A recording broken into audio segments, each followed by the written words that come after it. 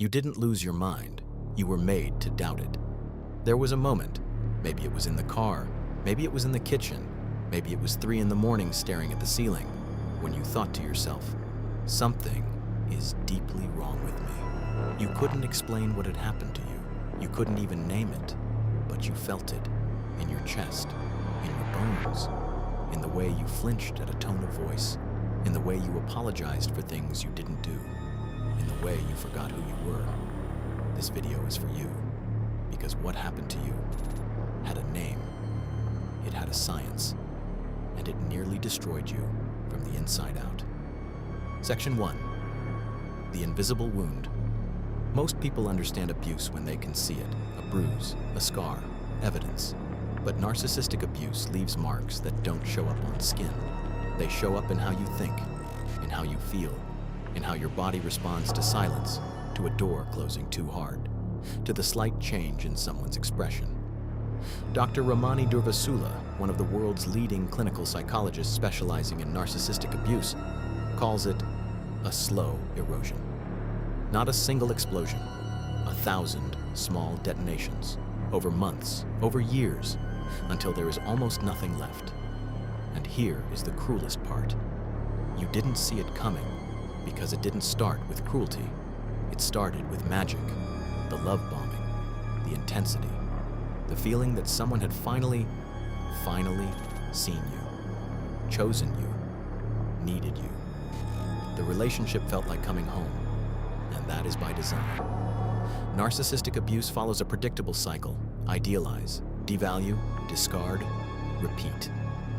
Dr. Leon Seltzer, a clinical psychologist and researcher, describes the idealization phase as neurologically indistinguishable from addiction. The dopamine flooding your brain during those early highs, the attention, the praise, the feeling of being someone's entire world. It rewires you, so when the cruelty begins, you don't leave. You chase the high. You become addicted to a person who is hurting you, and you spend years trying to understand why you couldn't just walk away. That is not weakness. That is neurochemistry. Section 2. What it does to your mind. Let's talk about what this kind of sustained psychological abuse actually does to the brain, because this is where the science becomes devastating. Research published in the European Journal of Psychotraumatology found that individuals who experienced prolonged emotional abuse showed measurable changes in hippocampal volume, the part of your brain responsible for memory, learning, and emotional regulation. The same changes seen in combat veterans. Think about that. The same neurological damage found in people who have lived through war zones was found in people who had simply loved the wrong person.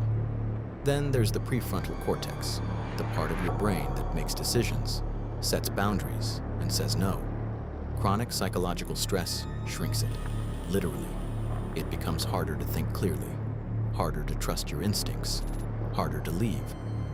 And then there is the gaslighting, perhaps the most insidious tool in the narcissist's arsenal. That never happened. You're too sensitive. You're remembering it wrong. You're crazy.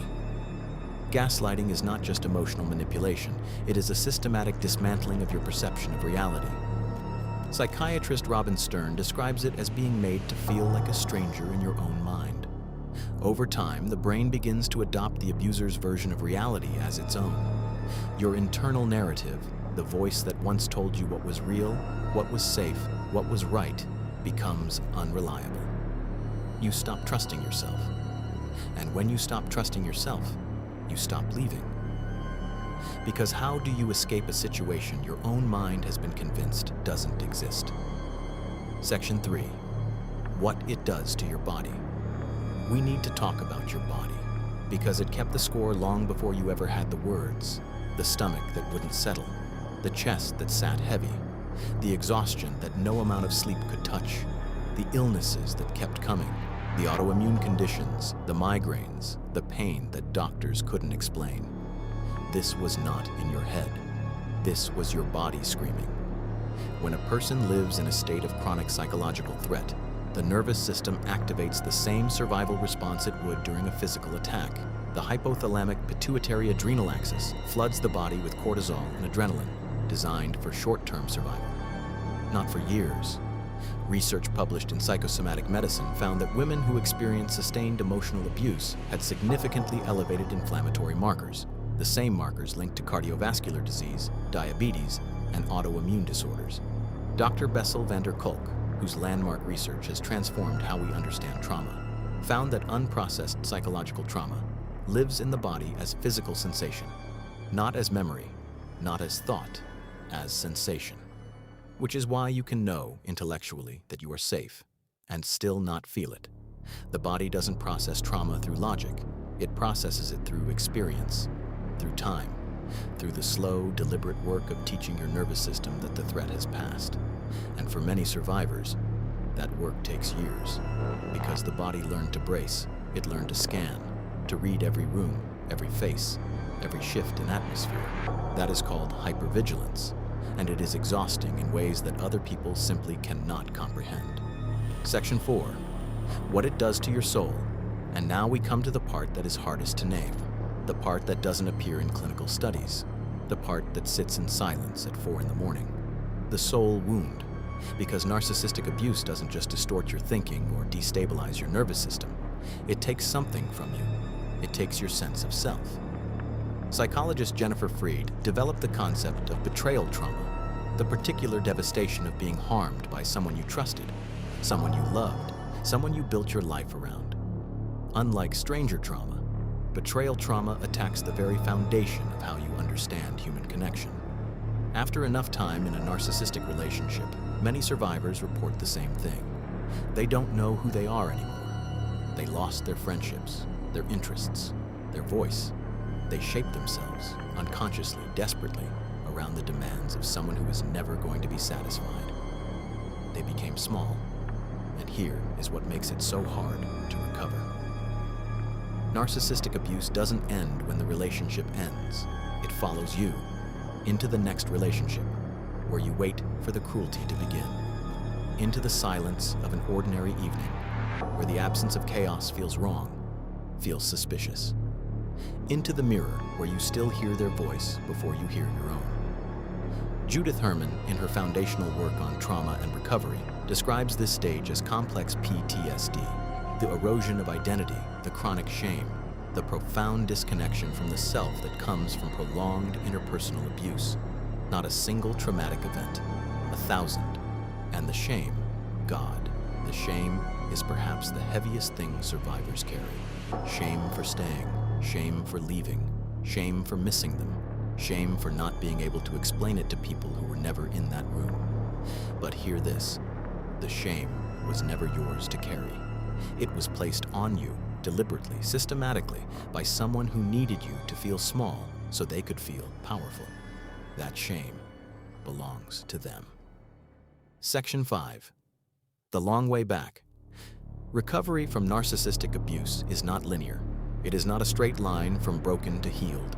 It is 3 steps forward, 2 steps back. A good month and then a dream that brings it all crashing back.